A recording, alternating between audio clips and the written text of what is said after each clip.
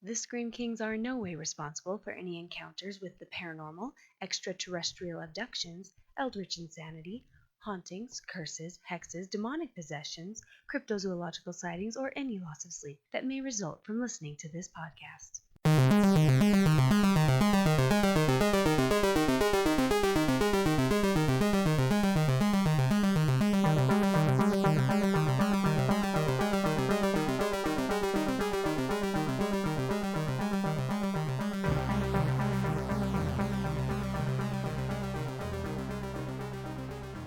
This is the Scream Kings podcast. I'm Nathaniel Darkish. And this is Max George. And we have two very special guests today, and I will let them introduce themselves. Who wants to go first? My name is Emily McGuiness. I am a creator and the writer / producer / all the things no one wants to be for the upcoming graphic novel, The Zombie Game. And my name is Dan Bridges, and I am a co-writer and a screenwriter, and this is kind of where it all came into play, of The Zombie Game. We are beyond excited to have both of you. You guys... Oh, thank you. Thank you so much.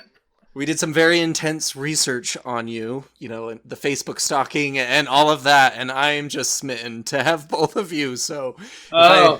I think you might have gotten the wrong name or something. It's spelled D-A-N. Oh, gotcha. So, do you guys mind telling us who you are? Like, why would we have you on this podcast? Well, that's a very excellent question. This is more of a question for you and your sanity. I see. Well, no, we created this really, really cool graphic novel, which we've said the name, The Zombie Game, and it's the art is almost completed. It's a very interesting take on zombies, and especially right now. I'm supposed to read something. The log line is: college students attend an end of the year party only to find themselves hunted by the rich in a live action zombie apocalypse video game. And I make him say the log line so that people actually figure out what we're writing. And why we're on this podcast whatsoever. But yeah, and we have this absolutely. I think one of the most important things is that we're really proud of the art, and it's really incredibly beautiful, and we're really excited to get it out there and for people to take a look at it. We found this absolutely amazing artist. His name's Pablo. He's out of Argentina, and I don't know if you saw any of the stuff on Instagram, but he paints, and as opposed to like a lot of independent graphic novels, there's just a tone that he comes up with, and an ambiance and this air, and he frames. He's kind of like a cinematographer in that way, when the way he paints, and his angles are just unique, and it's just fascinating. I'm just very excited to get it out there and for people to see. And you guys were so gracious enough to let us kind of preview that first chapter. And that's the first thing that really kind of moved me with The Zombie Game, was the artistic style of it. And we want to dissect that a little bit more as we get into the nitty-gritty of that first chapter. We were actually really nervous about it, to be honest, at first. A whole lot of people haven't seen it, so you guys are one of the first. Oh yeah. Oh my gosh! Wow. Yeah. But for on the art side, when he submitted, it was just so uniquely different. Because we were definitely trying to look for a traditional, maybe like black and white artist, and he really just figured out how to do light and some really kick-ass zombies. Yeah, for sure. So he came up with this just unique look that I'm flabbergasted at his ability. So I'm really excited about it. And thank you for taking a look at chapter 1. I'm very excited. We're glad it's in English and it makes sense. Yeah. So maybe let's table that just real briefly. I want to know how you guys got into horror, because it's clear that you have a deep passion for it, even in that first chapter. So how did it all start? Where did those nightmares begin? Yeah, we definitely have like completely opposite approaches. I started getting into horror after I watched The Ring, and of all movies, and not the Japanese original, the fortunate or unfortunate remake. And there's a long story behind that, but I think one movie we can definitely both agree on is the original Night of the Living Dead by Romero. And that sounds kind of like cliche, I think, at this point for a lot of like horror movie fans, but it really is like, it's where both of us came together on zombies and like how they're portrayed and what we love about the genre. Well, and I don't think it's a coincidence that people are drawn to that film. It's just so well constructed. It's such powerful storytelling. You know, they did so much with such a tiny budget, and it stands out as an iconic film for a good reason. There's a great reason why everyone always goes back and watches it. You know, every horror fan has to pick up that older movie because it's so good. So yeah, it definitely makes sense to me that you guys would be drawn to that. You know, I think that a lot of the great stuff just kind of hits in like a theme or a tone or a uniqueness of society, and like kind of like what we're going to talk about with Train to Busan. But there's just something incredibly powerful about that one, and it's scary. It's still scary. Scary. You know, with some of the other stuff looks a little funky or a little this or a little that, but you know, I still get scared when I watch it. How I got into horror is a little bit different. Very different. Very different. After I got out of the army, I started to read like Anne Rice, and I got really into vampires and really into like The Masquerade for a while. So there was no cosplay. Don't worry. Yeah, it's kind of weird. I loved vampires so much, and then unfortunately, the whole thing with vampires became very, you know, flittery and sparkly. That's a good word for it. And so I started turning into, you know, going into different directions. I just fell in love with zombies. And after 28 Days Later and the shift there. And I hated horror movies up to a certain point, and that was really because they actually scared me. Like, they scared me for real. Like, as a kid, I really thought those things were for real. Like, even up into probably like yesterday. So mean. Girls can hang with horror. Don't be like that.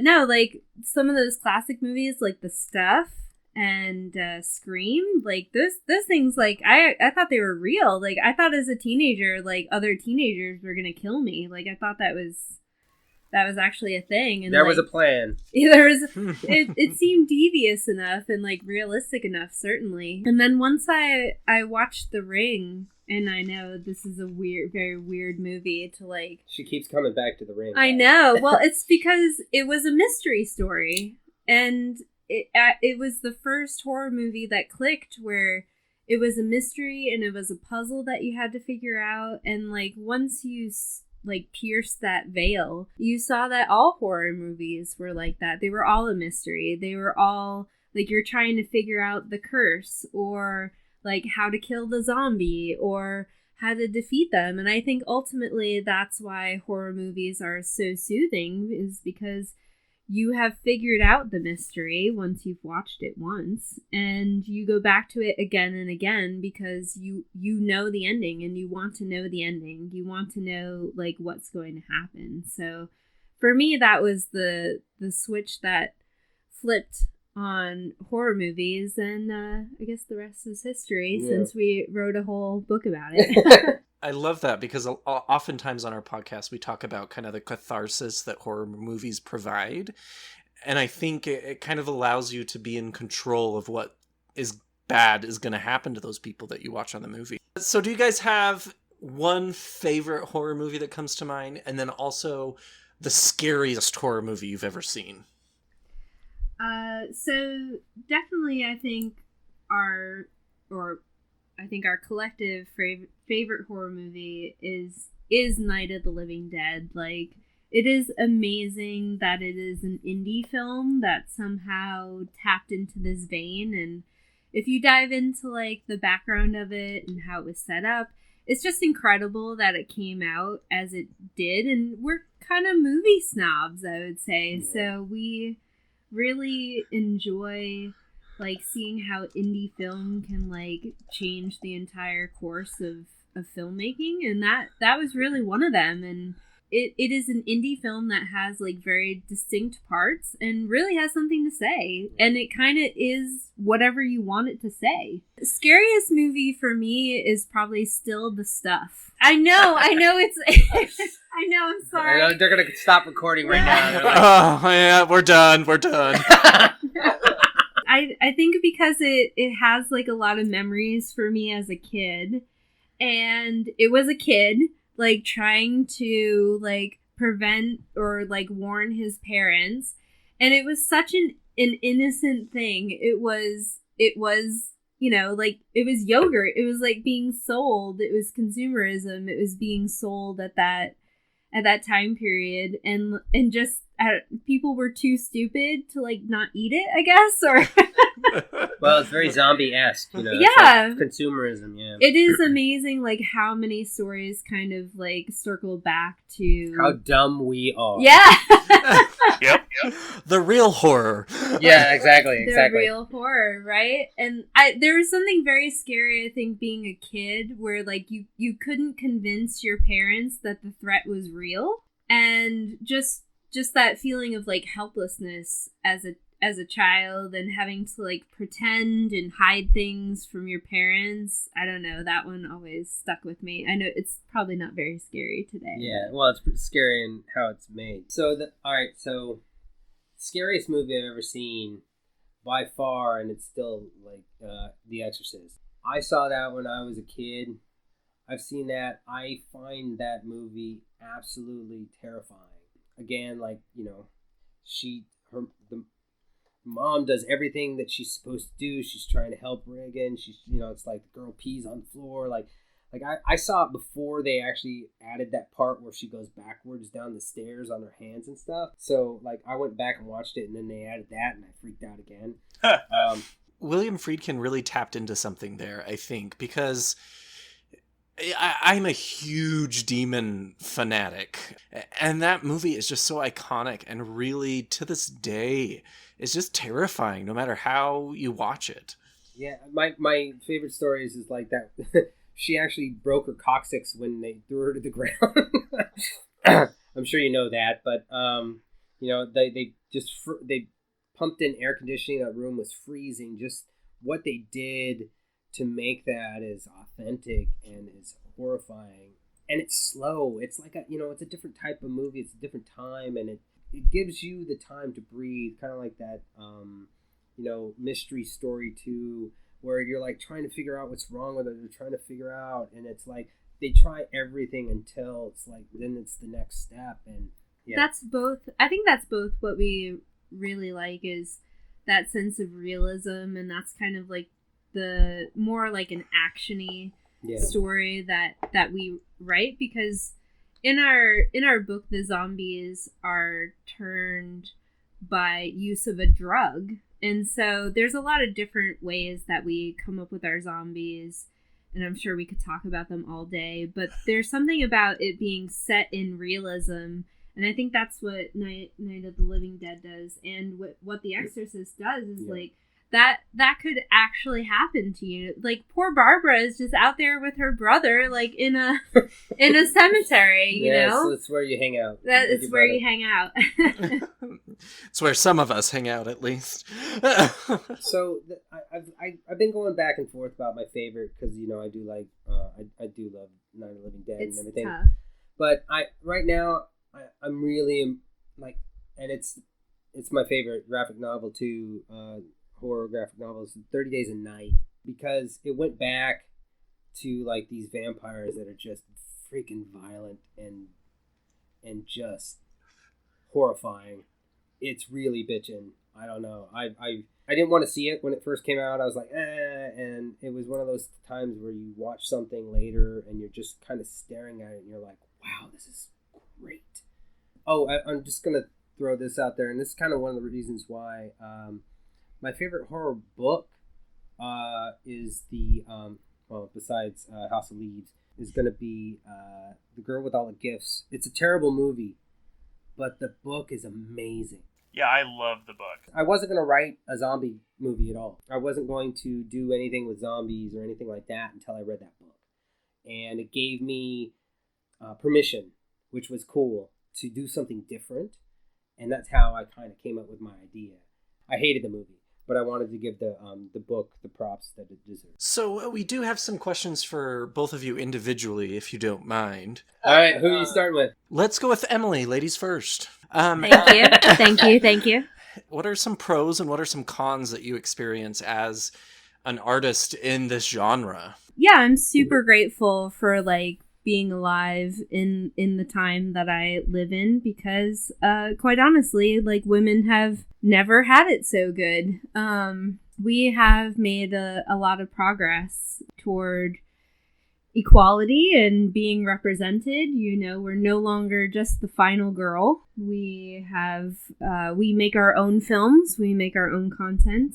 There are even anthologies from women directors. It's a really important step forward that films like Let the Right One In has like a female protagonist, and we're able to see horror films about STDs and things like that. The downside is that I think a lot of stories that the horror community still treasures like are still misogynistic, and we can say that they're a product of their time or not, but those still exist, and they are what they are.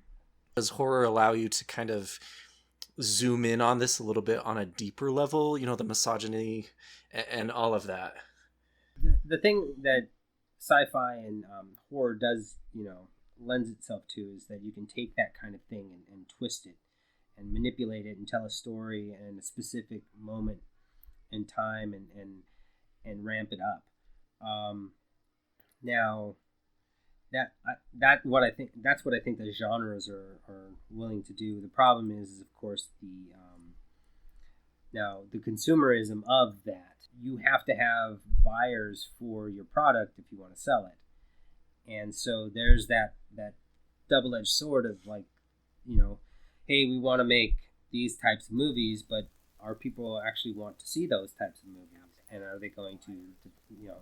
But they do now. They do now. Like, that, we've gotten Hereditary. We got Midsummer. You know, we got The Babadook. Like, we're not fighting here. No, like, I'm not on the side of like the misogynistic, you know, cinema.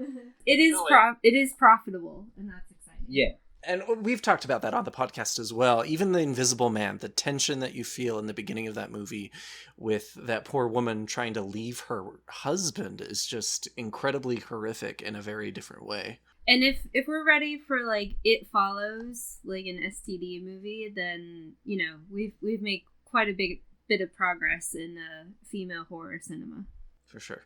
Nathaniel, any other questions for Emily?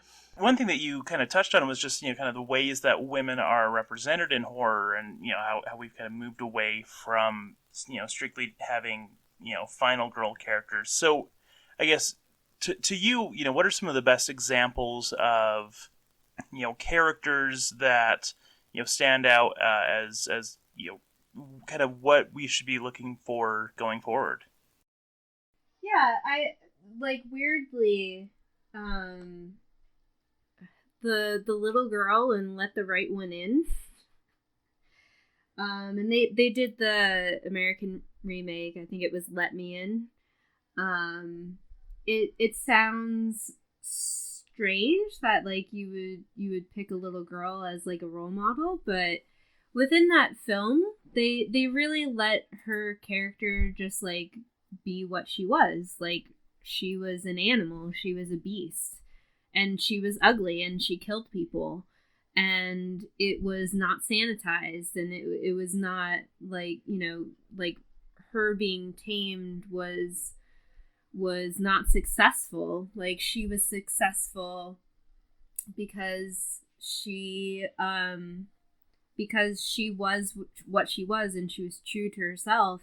And I think there are a lot of false, like, strong female leads out there where they're just gonna, like, bolt some boobs on a dude and call it good. Only in the past couple years have we actually gotten any films that really show, like, women in a full emotional range. You know, like compassion can be to your advantage. Like, and it's not just all like kicking ass. So, you know, that's why I go back to that let the right one in, because like when women are just allowed to be what they are and they're not put into a category just like men, then I think we've made real progress. Yeah, I think that's a superb point there.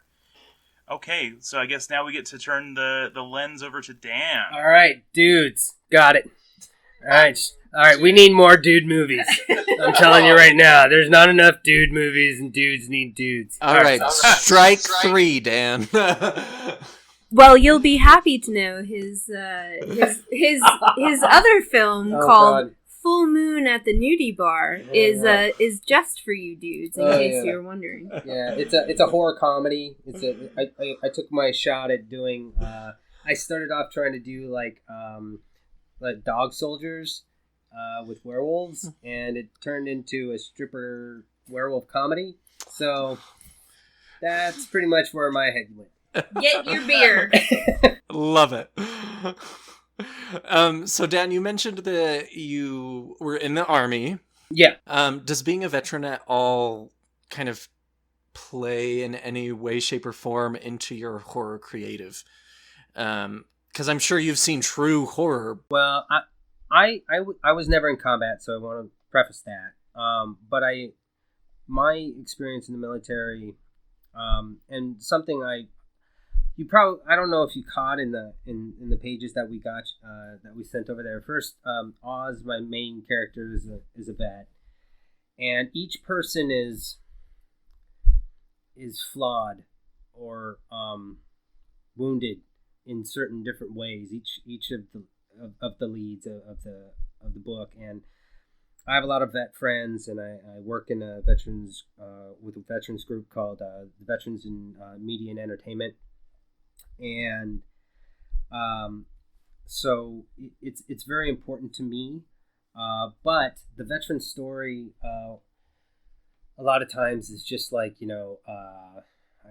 what's his American Sniper, where the vet comes back and he's all messed up and he's a mess, and he's got a drinking problem and his wife, and then he like gets it back, and that weird drama. And what I wanted to do is kind of normalize certain things in my writing, of where like veterans are just dudes, but with this very odd sensibility. And like, so we all have this weird, hat that we have, and we're like, oh, I'm a this, or I did that. And so like veterans can put on that hat. It's like, oh, it's time for the apocalypse. Put my hat on, let's go. And because we've dealt with some really crazy stuff. And so a lot of my leads or somebody is always a vet in that, and there's just such a weird and raunchy and painfully funny sense of humor that veterans have with other vets that I just always love to play with. That's awesome, and I really like that kind of viewpoint, because I do think a lot of war movies and veteran movies are very similar to American Sniper, where, yeah, it's PTSD and it's all of this trauma, but they are people still. Right. And to see that humanity, I think, is a great point. That's the other part about, like, Oz, is that, once in, like, later in the book, he's kind of quick to be able to just accept the reality in front of him quite quickly without dealing with the repercussions. And then the repercussions come later. And I think that that's an interesting thing with my veteran friends, is that, we'll just deal with it right now, embrace the suck, and then we'll like drink about it afterwards and worry about it, and we'll, whatever it is. And I really like that, or that's a very comfortable thing for me to write, because I really understand that. So I guess we should probably talk a little bit more about the actual project. Touched on it in a bunch of different ways. So really liked that you had a very interesting and diverse cast of characters who all were bringing something interesting kind of to the equation there. So kind of like what went into like what sort of characters you wanted to involve, things like that. So I wanted to write a horror movie with people that aren't in horror movies. And I wanted to make people that I knew and that were just unique. That was something very important to me. I didn't want to deal a lot with stereotypes. You know, I did on purpose kind of create this weird eclectic group that kind of all function at a that kind of become a team, and that was, you know, just really exciting to me to like find those characters and kind of start there and find their flaw or their weakness and then make it a strength, because like I love one of my, it's funny, you know, in Train to Busan, the father, the guy whose wife's pregnant, he reminded me, he's like, he's my Terrence, you know, and I loved that guy. I just wanted to make him somebody that was already pained. And I also was very interested in people that society had deemed or used in some ways. Like I find that veterans, you know, we got used up in a lot of ways. I also found the same similarity to like college football players who, like, you know, now they've got CTE and they've been beaten up and abused, and you know they don't get any money from that aspect. And probably who you didn't see in that first chapter was Megan, because we have like, they're not even necessarily strong female characters, but they are realistic female characters who, even though they make it, like one of the characters, Lisa, is basically afraid for like 3/4 of the entire graphic novel. Yeah. And Megan has schizophrenia, which, you know, like both of us have dealt with mental illness in different ways. You know, like it's inescapable, like being a veteran and growing up in rough households and stuff like that. But we wanted to portray it in a way that, you know, contributed to the group as a whole. So even though Oz is kind of the leader, like everyone brings something to the table. Well, and I think the art style really kind of played into that. It was so warm and vibrant that a lot of times for me, I was just kind of lost in the art of it all. And I think that helped the realism in a sense, because this world is so beautiful and dynamic and fluid that I think the art really captured that humanity. It was beautiful. Yeah, and like I said before, we really wanted to tell like a realistic story more than like a fantastic story, because I think, you know, not to anyone's detriment, like a lot of stories kind of like gloss over why the zombies are occurring. Yeah. Because the real story usually ends up being of your humanity and that type of thing.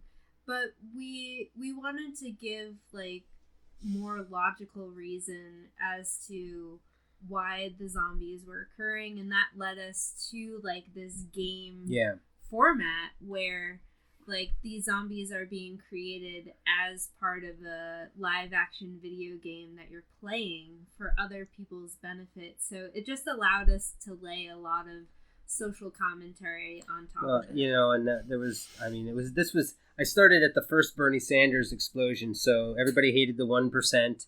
So, you know, I was like, I wanted to bring that in, so that's where your gamers come into play.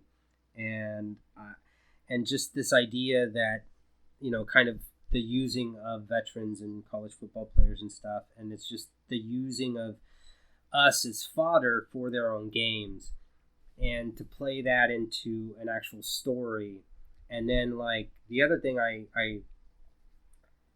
one thing that's very difficult and frustrating about zombie movies is like at some point you figure out the zombies and you figure out how to beat them, or like, not to give any spoilers on Train to Busan, but like when they go through the tunnel, right? There's a moment they have a flaw, and I wanted to create a situation where it's always next level danger. So it's not just one type of zombie, and that was very exciting to me because it opened up a bunch of possibilities of where it could go and how it could go. And we got to pay homage to a whole bunch of our favorite movies. So Yeah. there's a billion Easter eggs in there. You had this kind of spooky corporation with that beautiful eye. I loved that graphic so very much. It was very Eye of Sauron. But this like video game where you're pitting people against these... It just connected. And I'm not a huge zombie fan by any means. And you guys will probably hate me towards the end of the podcast as I berate Train to Busan. Bring it. But this first chapter has me hooked, and I'm really interested to see where it goes. Well, that's the hardest thing I think about zombie movies, and why a lot of them just kind of suck. And a lot of them are just used for just to bring money and whatever. Right, because there's already a COVID-19 zombie. Yeah, the slowest zombie apocalypse ever. But I think that, like with the girl with all the gifts, when you do something different, when you have a unique take on something, it's the same old story, but it's completely new. And that's what was really exciting, because it took me a really long time to break story and to even come up with like the idea, because I had given up like trying to figure out a horror situation or anything like that, because I was just like, that's been done, and it was like, okay. And then then some puzzle pieces kind of came together, and I was like, I actually can write this. Even though it seems like a simple genre, to find new things to say within it is actually pretty difficult. No, I definitely agree. I feel like, a lot of times we run into, I would describe it almost as a zombie fatigue in the genre, where it's just, and this is something that I've definitely encountered, because I used to be extremely into zombies. Into zombies. So much. Then I honestly got really burned out, and a lot of that really just came down to, it was just the same thing over and over again. And kind of as you referenced, it's really easy to make a zombie film. It isn't that hard to throw some blood on some actors and just get the camera rolling and just have people run away. But any good undertaking of a zombie piece, to me, you have to have some other message, some other idea. If you look at Romero, he's making comments about things like consumerism or whatever. And so, like, there's always more to a good zombie story than simply, hey, there are zombies. And I feel like being able to make a social comment, or, to have a deeper idea is key to making that work. And yeah, so far, I feel like you're doing that very well with your comics, so.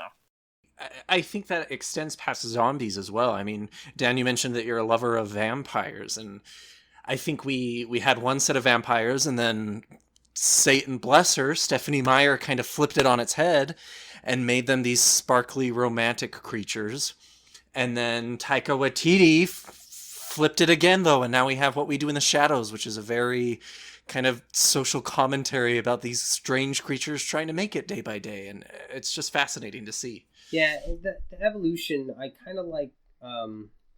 a buddy of mine, he's a director friend, and we kind of had this long talk about what the old school monsters represented, and why they were there, and what they connected to, and like the werewolf really was like the animal within us. And then the problem with that is that humanity is such a freaking nasty creature that we're worse than the wolves. It's like, he's just eating because he's hungry, and this guy's like Jeffrey Dahmer's like slicing, people up just for fun. So it's like that.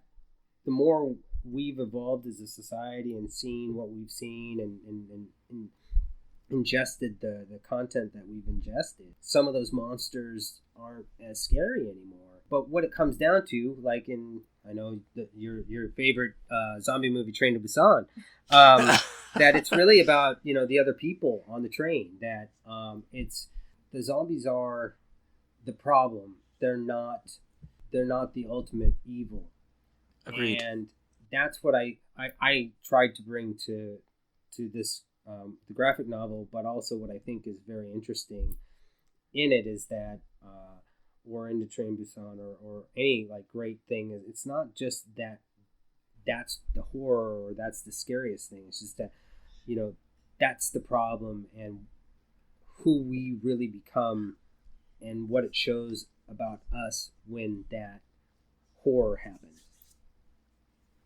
Absolutely. And I think that's a great segue into the movie because I think you nailed it on the head of what Train to Busan is really about. That zombies are a problem. It's not the horror, though, of the movie. Right. Well, before we jump into Train to Busan, should we just kind of have you guys share a little bit of how people are going to be able to get their hands on the zombie game and kind of when roughly to expect that and all of that?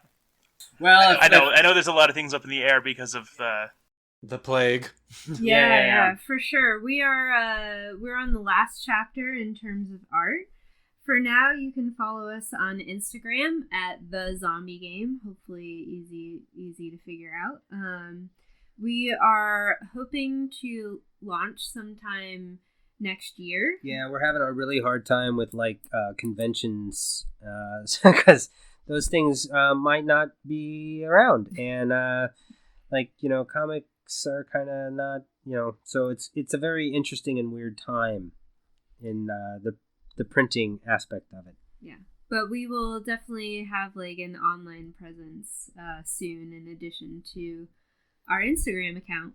Of course, once you have an official release date and all of that, you should definitely let us know and we can let our listeners know. Yeah, so. that would be awesome. We'd really appreciate it. Okay, well, so I guess without further ado, let's talk Train to Busan.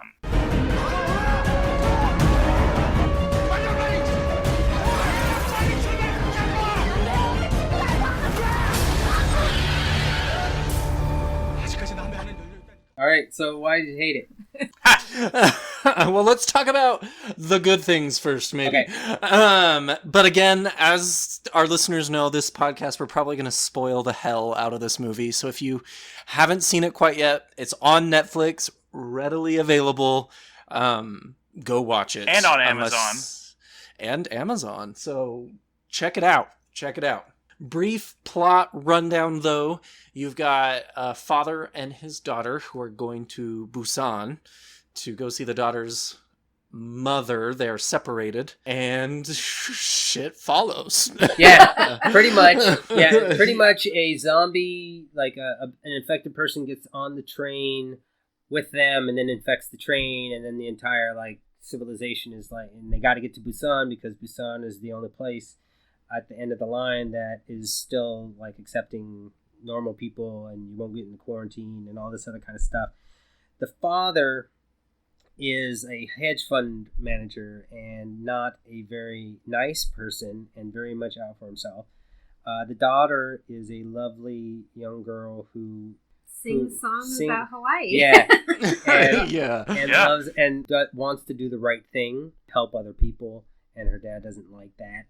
And then they meet a cast of characters on the train. The baseball players from the Warriors are on there. It goes from there. And of course, it's just all sorts of zombie mayhem ensues. But yeah, I guess we kind of talk a little bit about some of the things that we really like about the film, and we'll probably kind of fill in a few more plot details along the way. So for me, the first thing I really liked is that this is a zombie movie set at the very beginning of the zombie apocalypse, and so we don't have all these half-rotted corpses. They're really hard to take out, and I don't really know if we see any zombies actually killed during the film. I like that the solution is simply to move them out of the way, get past them. It has nothing to do with, shooting zombies in the head. That isn't even a factor in the film, and I like that because that's usually like the first, act's realization is, oh, we have to shoot them in the head, and that we never got that. That's very true. You only see them dead at the very end. And you don't know if they're dead. They're just kind of burnt in their hand. Yeah. So, yeah, I really enjoyed that part, too, because there's no solution. They're knocking them in the head, and they just keep on coming. Well, and I liked, again, how Nathaniel mentioned that the zombies were people. They really kept that humanity to them, and it kind of added to the fear that these friends of yours, for the baseball team example, became these creatures, and you recognize them. It wasn't like organs were falling out and brains. You couldn't desensitize or dehumanize them at all. But I think some of the brilliance of that, and I know is that it, like Emily put this the best, is that they were similar to what but they were just off enough to make it horrifying. Like when that girl stands up at the first time and her head's off to the side and her body's contorted. That's one of the things I absolutely loved about the film is the physicality of the movement.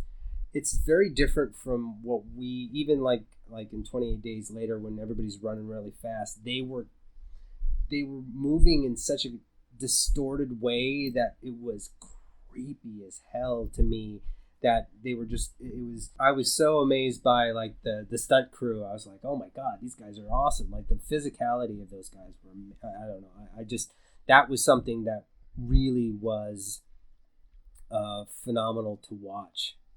And in tandem with that, I really enjoyed the moments that the zombies were not smart.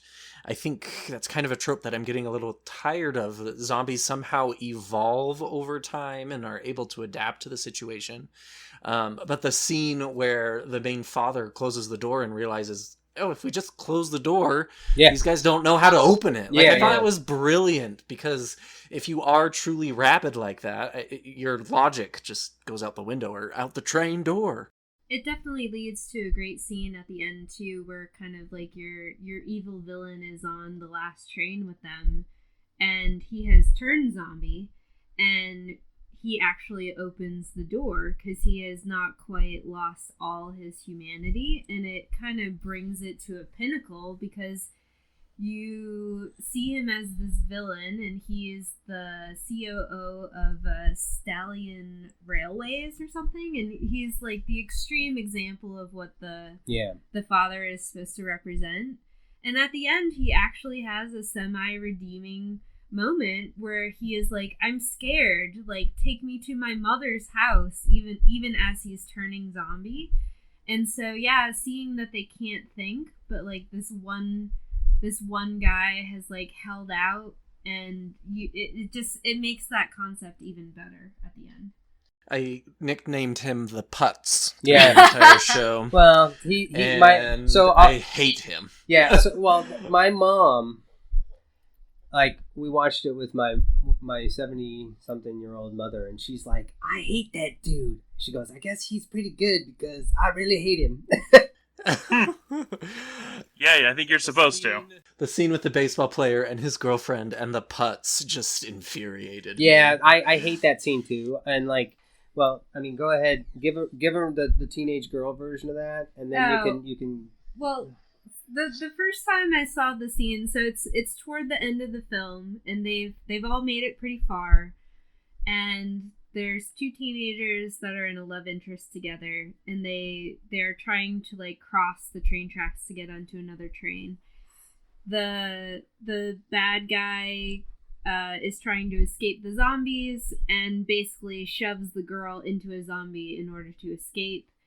And her reluctant boyfriend realizes that he actually really does love her and holds her in his arms until she eats him. And it was extremely romantic the first time I saw it, and then I rewatched it and I'm like, this guy is a dumbass. Yeah, I literally told her, I go, I'm just telling you right now, you get bit, I'm out. I'm not even, I might not even say goodbye. I'm just leaving. I'm just out. It's like, it's just happening right now. It's like I'm chucking you out the window and I'm going. It's like, no, let's not have that sentimentality. Well, I seem to remember it in my mind. It was more like, oh, don't worry, like, I tried to save you, and, like, I'm gonna admit my feelings, and it's very, Korean drama, like, Korean romance, like, there's a lot of tropes in there that they used, and somehow in my mind, it was very romantic, but not on second watching. No, I'm out. I'm out. Dude, I'm out. Yeah, I told her, I'm like, you better run, too, because it's like, come on, let's just just figure this shit out. Overall, I think my favorite part of the movie, though, was a lot of the cinematography was just stunning. The overheads of the train yard. There were a lot of scenes where they're like peeking out of the bathroom stall on the train, and the zombies are just in the background, kind of, just being zombies, doing their zombie thing. And somehow the creators of this movie really made it novel and different. There's that moment where, the pregnant lady's husband is, like, holding the door and, all right, spoiler again, he gets bit, and then, he's like, I'm going to hold these off. You get my pregnant wife out of here. And I know that moment is, like, has been in so many movies all the time. I've seen that movie. I've seen it. And it got me. Like, as a dude, I was like, dude, I totally want to be that dude. And he holds on and he's holding, and it's like, it was unique enough. It was different enough. It was surprising enough. And it was, it's that same moment. And I get it. I get the chills even now when I think about, Armageddon, and it's my job, with Ben Affleck and all that stuff. And it's such a dude moment, but I want to be that dude. And so I really felt for that. And also that moment, and like the moment when his mom calls, and like that was like, it's just on him, and this horrible thing is happening, and he's just listening to his mom.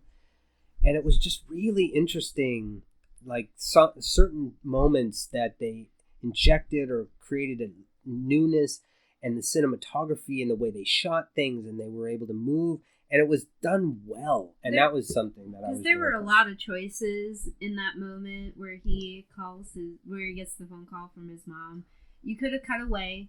You could have seen her. You could have had some sort of memory that he has of her. But they kept it real simple, and that was its strength. Yeah. I wish they would have kept it that simple at the end. Well, no. And this is a point where I was like, I didn't like that ending. It's the boss battle. Come on. No. Like the whole thing where he's the memory thing really pissed me off. She liked it. It really fucking pissed me off. I was like, man, but I when I'm nitpicking one specific thing, it's like I was really invested in it. I really liked a lot of stuff about it. So I was like, I'll forgive a few things. And that's I go, all right, cultural.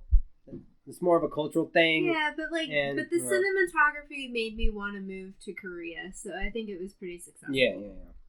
Nathaniel, I know you really loved the scene with the army at the bottom of the escalators. Do you want to talk about that? Yeah, I just really like the scene where, so they're partway there, they're expecting to be greeted by the military, but there's just no one there. That it's just at some kind of random stuff that they've been told to stop at. And so they're like, okay, so I guess we'll get to the military and we'll be okay. We'll probably be quarantined. But so they're just going down this escalator, and they see the line of military, and they and so they're almost down, and then suddenly, just the military hears them. They all turn around and they're all zombies, and they all start chasing them. And so then they have to run up the escalators as fast as they can from these zombies. But it's just I liked it because it was a moment where you think, oh, they're safe for right now, and then it abruptly is the threat. And so I liked how that scene played out. I liked that very brief, kind of kick you in the face kind of moment. And I think another one of the best things that this movie does is it, like we mentioned a little bit earlier on, that a lot of the characters are making smart, good choices. Yeah. Yes. Yeah. No barbers. Yeah. But at the same time, the choices that they're making that are bad choices aren't necessarily malicious in their intent. I think a lot of them are done out of self-preservation. Like the putts and the scene where he kind of makes everyone go into the other cart because he's claiming that they're infected. Yeah, it was a dick move, but we all know someone who would do that. Yeah. You know? Well, that's the scariness of it. I think that's where like the common of society and it's like that's the flip on the father, is that he was like, just be out for yourself only, and he's telling his daughter, and then it's, these people are only out for themselves and are not really willing to help. And the fact is that commentary on their society and what they have deemed important now, which is the individual versus like the society or family, and that was very apparent at that moment. And I and that mob mentality, they became the zombies, and that's what was really interesting to me. And yeah, it's a moment that's been done and been done in other places before, but it was so weird yeah. to see. It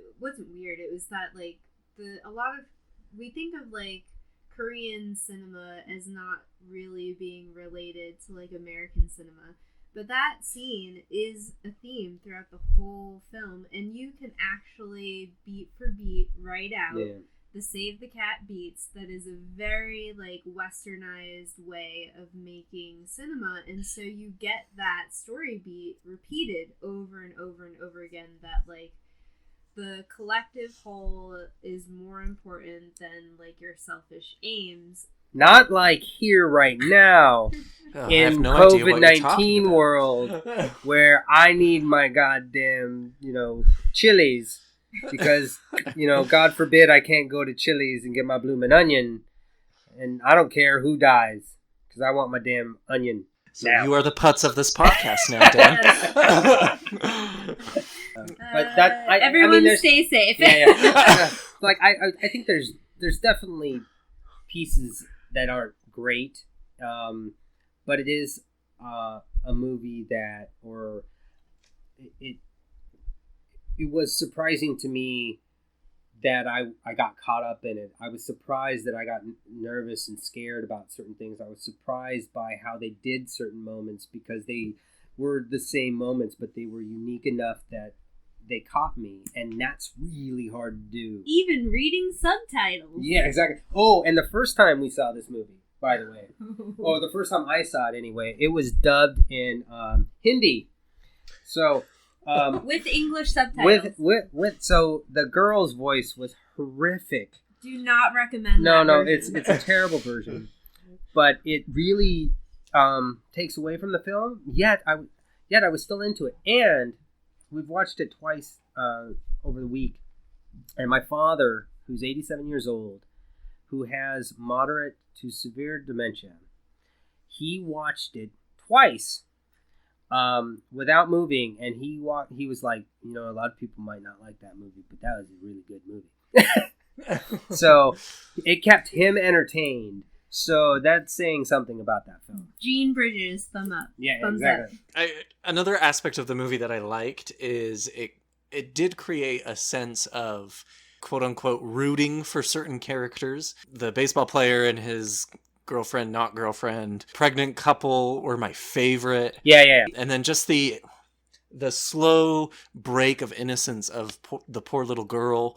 You wanted to root for him, and you knew that it wasn't going to end well for most of them. Another thing I also really liked, and it feels very relevant today as well, is the way that kind of the misinformation is portrayed, and the fact that the news is just throwing out whatever kind of half truths, half information that they have. And so, kind of like beat by beat, they're still operating, no matter what information they're told, they're still working with a very incomplete picture. Yeah. And that feels strangely relevant. I don't know why. I have no idea why you would think that at all, but you're absolutely right. It's like they don't know what's happening. I think that was, and it's not just hey, oh, this is how you killed him, and this is how you. It wasn't just that simple story and that simpleness. It was just like, what the hell's happening? And oh my God, run! And they can't see. So, and one of my favorite moments was when the pregnant lady put the paper up. It's like it's sight. They saw us, and she's like, shh, and you're like, oh, okay. It's like smart people making smart choices. Exactly. Yeah.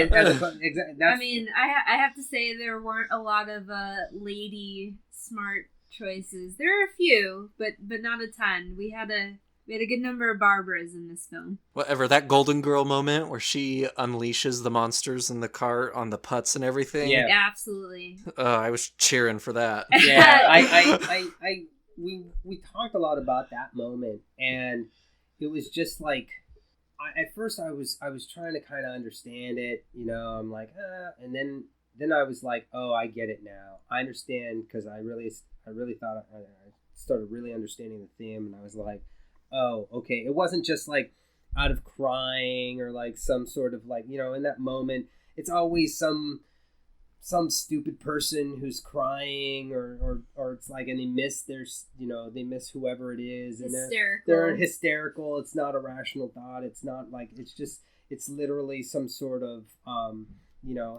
hysteria, and it's just like a dumb move. And this one was much more like, she was stone cold. She was like, these people don't fucking deserve this, and I really liked that, because they flipped that. And those are like things that those moments that we've seen before, but they were done in just a unique way, and that's why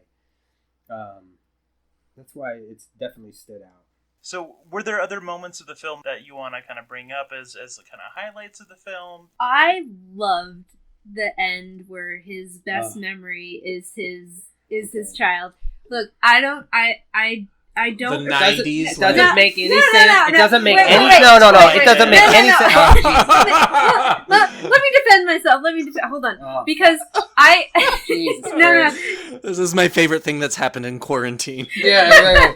No, because I very clearly resent the implication that you must have children in order to like fully actualize your life, because that is a big theme of the film, is that like the pregnant lady makes it, right, because she's the future of the earth or whatever, and the kid makes it because she's so pure of heart, whatever, kids are the best.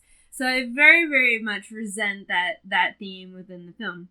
However, the concept that like as you die you relive like the memory that the memory that makes you human. Okay. No, the concept that you relive the one memory that makes you the most human was very beautiful. And yes, it's kind of romantic, but like we can have romantic things in horror movies and still have them be really good plot points. And it didn't have to be just having a child. It could, all those other people who turned zombies like had some sort of memory. That is not true. I think it just could have been so much better without like the Sarah McLachlan music and the white fading flashbacks. But that's a convention of Korean cinema, so I have to let that one go. I hated that moment. I hated it. Nathaniel hated. like groaned out loud next to me. It was wonderful. No. We like laughed hysterically. That too. It's an awful moment. It's a terrible you guys moment. Suck. What I hated, she mentioned it, but I hated that he was having that moment, and I hated that the dad had that moment, because it didn't look like any of the other zombies had that moment. So, that being said, I just like hated that. I really wanted the movie to end with them just walking into the dark tunnel without the military being on the other side. I just wanted it to end when they walked in.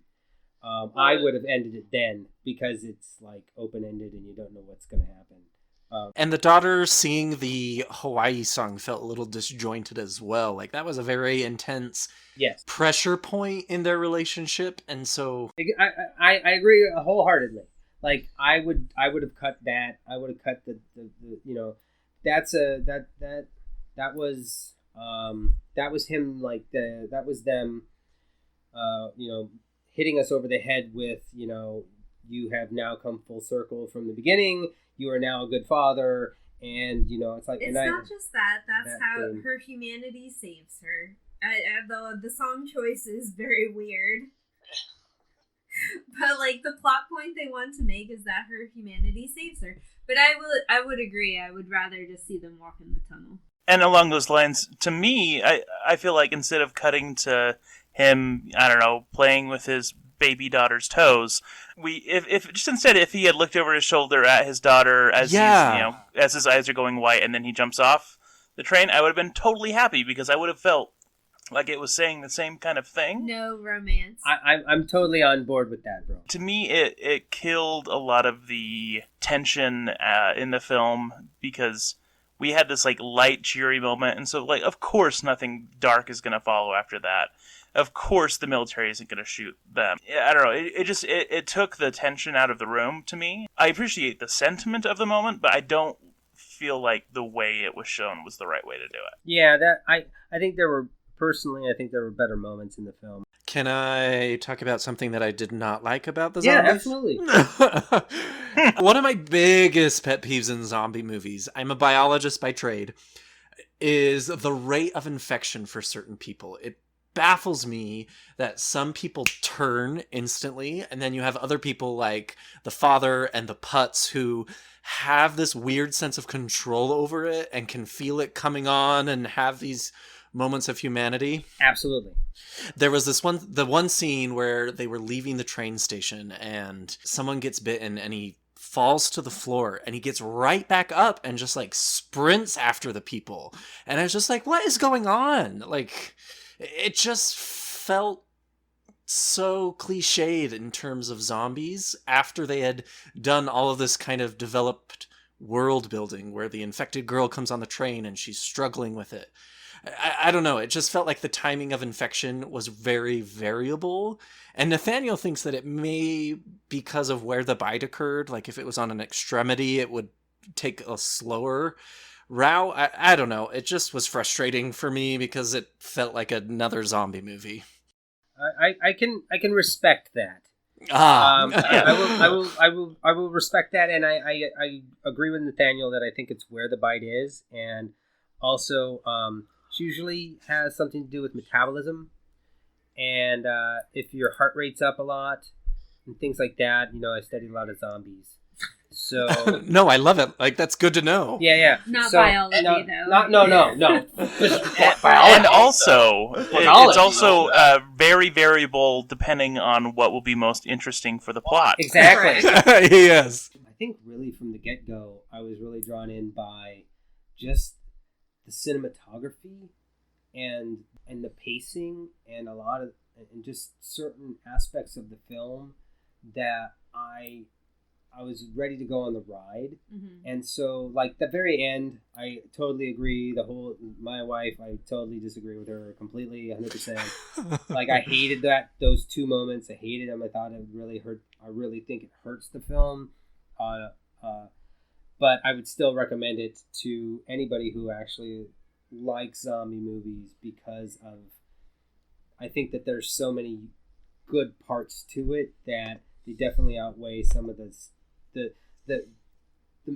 I don't want to say mistakes because that's a harsh thing to say, but liberties for expediency or whatnot that filmmakers sometimes have to take. Yeah, there is a certain ratio I think your brain can withstand of like time warps or logic warps, because that's the best part about ingesting entertainment, like whether it's a film or a comic book. Like, we want to suspend our disbelief. It's an inherent thing that's not, currently completely believable in our world, and really good storytellers allow us to immerse ourselves in that world. I have one more part that I just have to say that I found incredibly cheesy. Don't hate me. No. The scene where the father of the pregnant wife, the main character father figure, and then the baseball player all teamed up and wrapped the duct tape around their arms and like had the shield and the baton and had this weird like Mortal Kombat scene. Like, it just depowered the zombies so much for me that these 3 guys with duct tape on their hands could make it from cart 9 to cart 13 with... I completely disagree. Oh, it was frustrating to me because then the rest of the movie, they're completely fighting the zombies and it's like they lost that bravado all of a sudden. I completely disagree. I feel like they actually made that scene somewhat believable. Like, believable enough where it was not, like, stylized action. It's not, like, kung fu, like, kicking zombies in the head. And, you know, they were, like, reasonably fresh. They weren't, like, they also weren't, like, suddenly expert boxers or anything. You know, they're, like, trying to toss them to the side, and they don't die.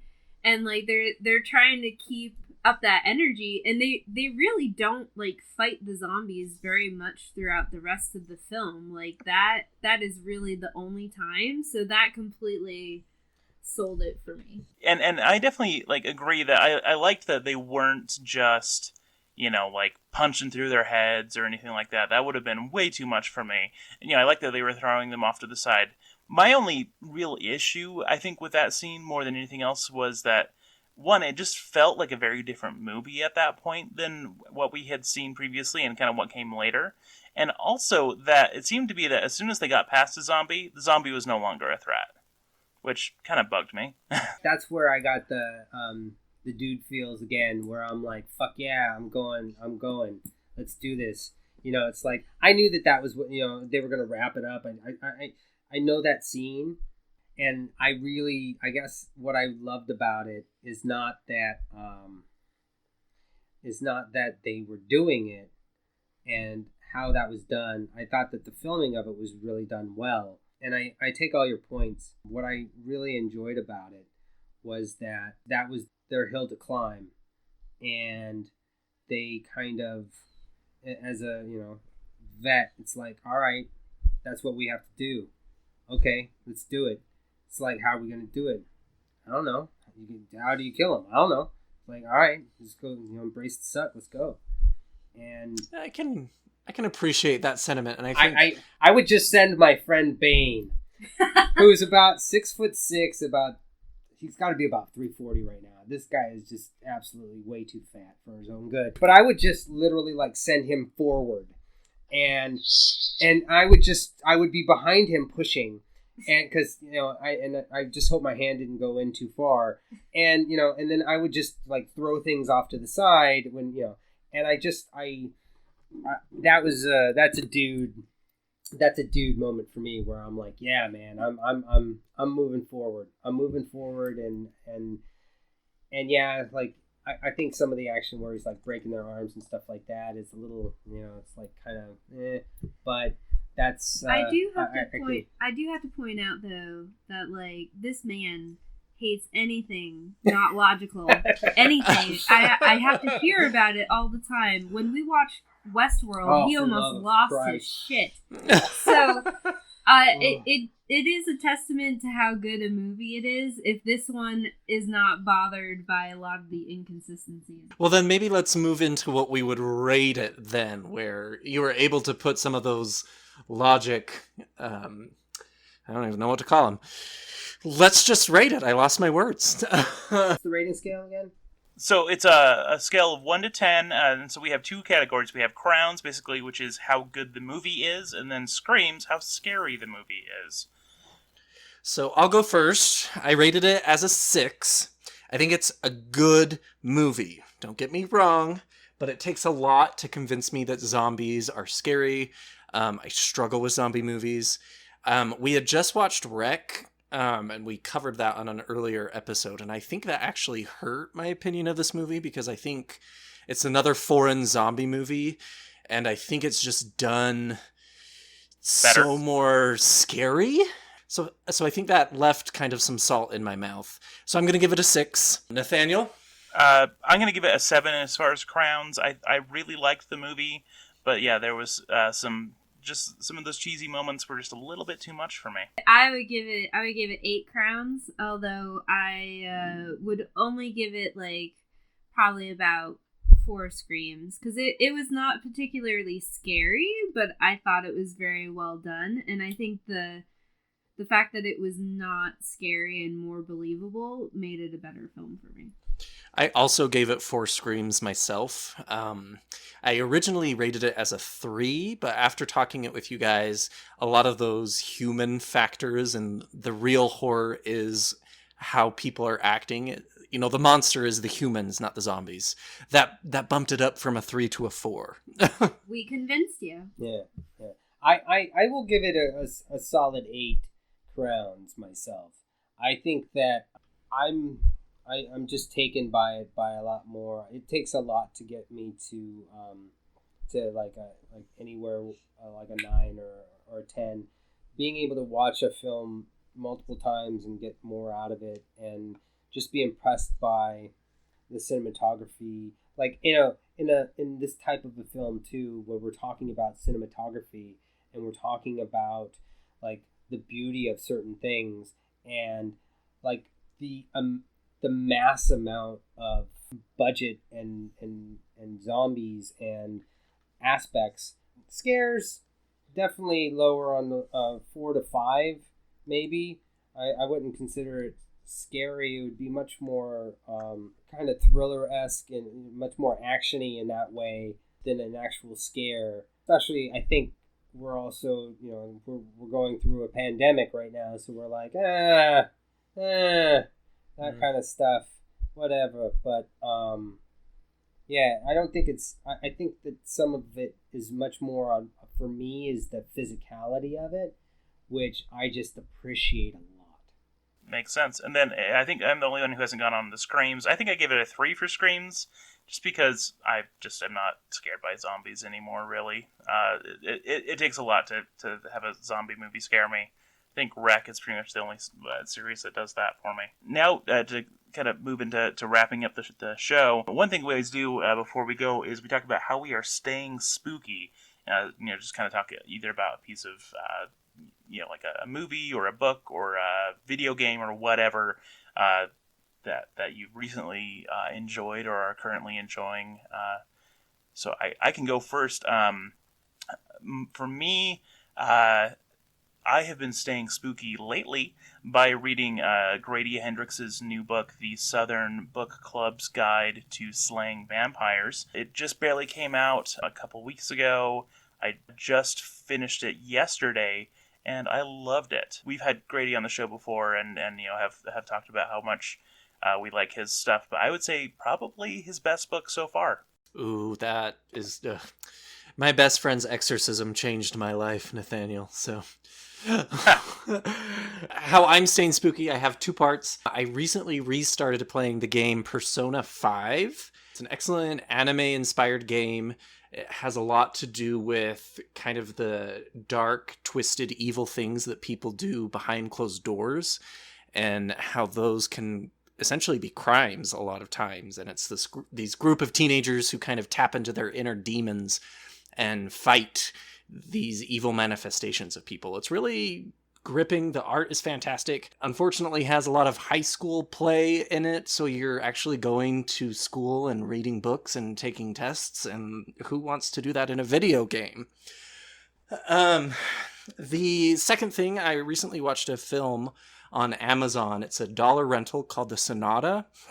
It's a very wonderful piece about a composer who dies and passes on his final sonata to his estranged daughter. The sonata happens to be very similar to the unsound that you hear in stories, and it's essentially this piece of music that summons the Antichrist. And the way that the composer kind of hears the notes to write in this piece of music is he kidnaps children and tortures them and hears the devil sing these notes in their screams. And that was really terrifying and a very dark twist. It's not perfect. There's a lot of CGI that I wish wasn't in it, but it does a good job. Awesome. I am currently reading an oldie but a goodie, House of Leaves by Mark Daniel Lewinsky. Nathaniel and this book, you guys, we're going to have a whole nother episode. Oh, God, I love this book. I love this book. I love this book. I love this book. Published in 2000 for all you young folks. That was 20 years ago. I have not read many horror books that are that psychologically affecting. I find myself dreaming about it because of like how it is written in multiple layers, with like a person reading the notes of a dead person about a film. It is multi-layered that I think really gets inside your head. It is also at times a very dry read and somewhat difficult, so I have been progressing slowly through it. Yeah, so I guess for me, I've been going a little bit back to some classic stuff. I've been watching some Hitchcock and like even like and then way back to like M and things along those lines, like more historical stuff, and just because I'm such a film buff in a lot of ways, sometimes I get too caught up in the new, reading Dr. Sleep and just going back and rereading some Stephen King stuff, because some of his stuff is absolutely great and then some of his stuff isn't. We also, in ode to our pandemic, I am making Emily watch the original miniseries The Stand. So we are going through that right now. Rob Lowe! Rob Lowe. The only redeeming factor. Yeah. Oh. That's where I think it was Don't Fear the Reaper, was the first time I ever heard that song, so I fell in love with that. And come on, Molly Ringwald's in it. Oh, I know. Yeah, Molly Ringwald, what a dame. So I've been trying to go back to classics. All right, well, that is essentially all we had planned for this episode. Again, thank you guys so much. This has been such a pleasure. Oh, it's been awesome, man. Thank you so much. We really appreciate it. And we don't, it's like, we understand, you don't like the movie as much as we do. It's okay. But we can still be friends. That's great, because we get multiple perspectives on it. That's right. That's right. If we all agreed, it would be a boring episode. Yeah. So Dan and Emily, can you just give our listeners one more chance to know where they can find you and your work? Do you want to just media blitz everything? Facebook, Instagram, Twitter, it all. Oh, yeah. So please find us on Instagram at The Zombie Game. We are also, I guess you can stalk us on other social media channels, but we hate them, so... It's possible, though. It is possible. Yeah. You can find lots of things online. Yay! Please don't send me weird messages. Yeah. Cute. But Cute. yeah. I mean... But yeah, besides the military conspiracy theories, you can mainly find us on Instagram and reach out there for The Zombie Game. We try to post up a lot of artwork, and you can keep up with our progress there. Yeah, and you can also, weird little thing that I did a while back, you can find it at thefalldude.com if you're just in the mood for watching some guy get beat up by a girl. And lit on fire. I had a stunt career for a little bit, and you remember the Fall Guy? No one remembers the Fall Guy. It's kind of based on that. It's based on me getting called to be Kiefer Sutherland's stunt double for a little bit, and how and it's just kind of a funny one-off. It's a comedy. Yeah. Good luck. Yeah, exactly. We're also we're pretty active on this horror app called Slasher, where we post some more inside stuff, and they've been a really great little horror community that we found that's like pretty open and responsive. So check Downloading that out. it right now. All right. Well, I guess since there's nothing left to say, I'll just say stay spooky. Stay spooky. Stay spooky, guys. Need even more Scream Kings? Here's our obligatory shameless social media plug. Follow us on Twitter or Instagram at Scream Kings Pod. You could also email us at screamkingspodcast@gmail.com. Help us reach a wider audience of horror fans by leaving a review on iTunes or by sharing a link on social media. You can also support the show by going to patreon.com/screamkings. Stay spooky.